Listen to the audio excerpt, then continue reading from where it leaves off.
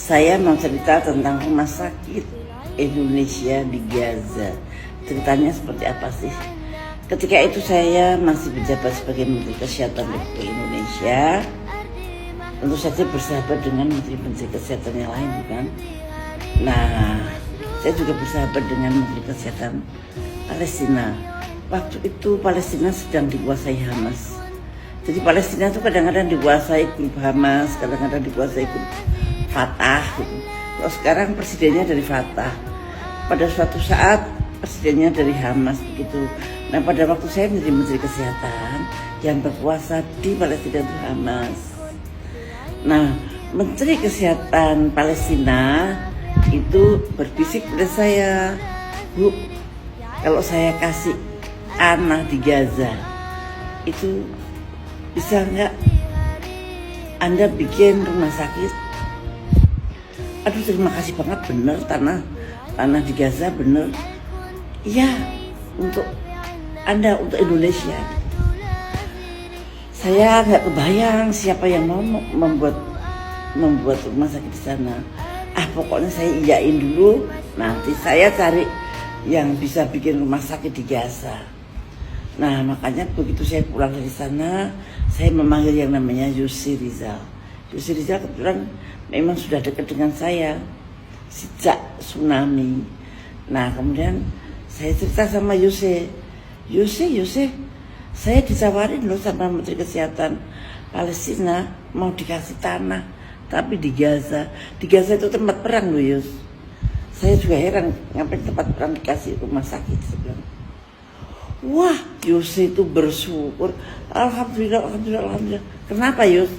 Ternyata Yus Rizal itu bercita-cita membuat rumah sakit di Gaza, tetapi dia memikirkan bagaimana caranya mendapat tanah di sana. Padahal saya sama Yusri tidak pernah ngomongin tentang rumah sakit di Gaza. Nah, itu aneh, itu keanehan Tuhan menurut saya. Kemudian Yusri dengan semangatnya mencari dana dari rakyat Indonesia.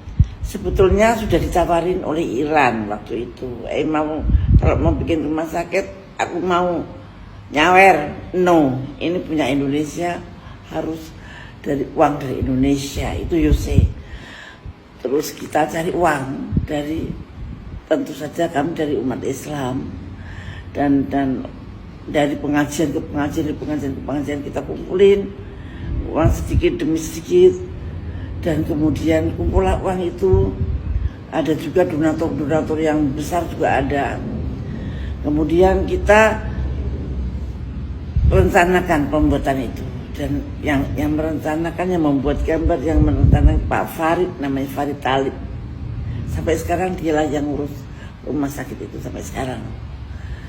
Nah, Pak Farid itu kemudian jadilah gambar itu. Gambarnya kok indah banget, gede banget, tapi ya bisa gitu ya. Nah, ketika mau membangun, maka Yusri bingung bagaimana kita cari tukangnya. Tukang batu mana yang mau saya dibayar berapa saja di tempat perang begitu kan, pada nggak mau. Padahal mau nggak mau membangun rumah sakit itu perlu tukang batu. Akhirnya ketemulah sama pesantren Pospen Al-Fatah yang mimpin waktu itu Pak Yaksaullah.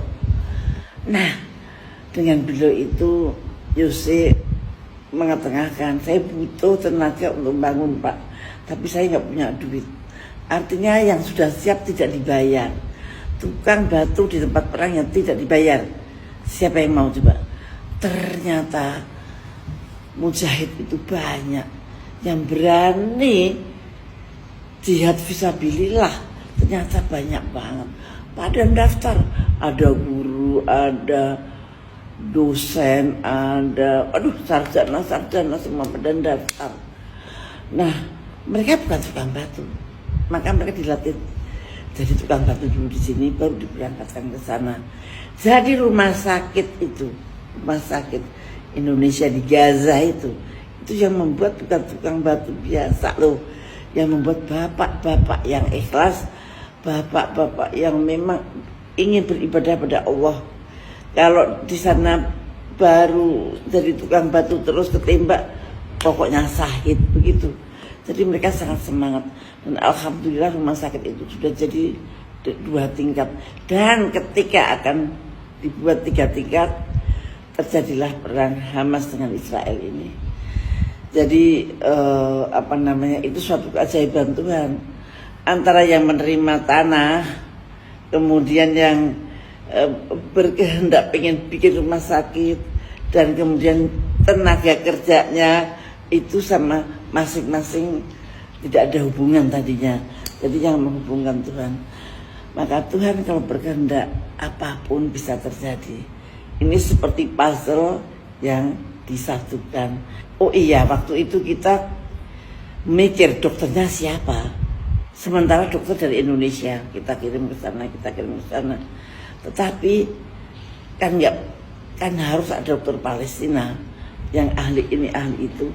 Akhirnya mereka mengirim 10 dokter untuk kita sekolahkan di Indonesia untuk spesialis trauma, saya kira ya, karena di sana kita akan menolongi orang-orang korban perang.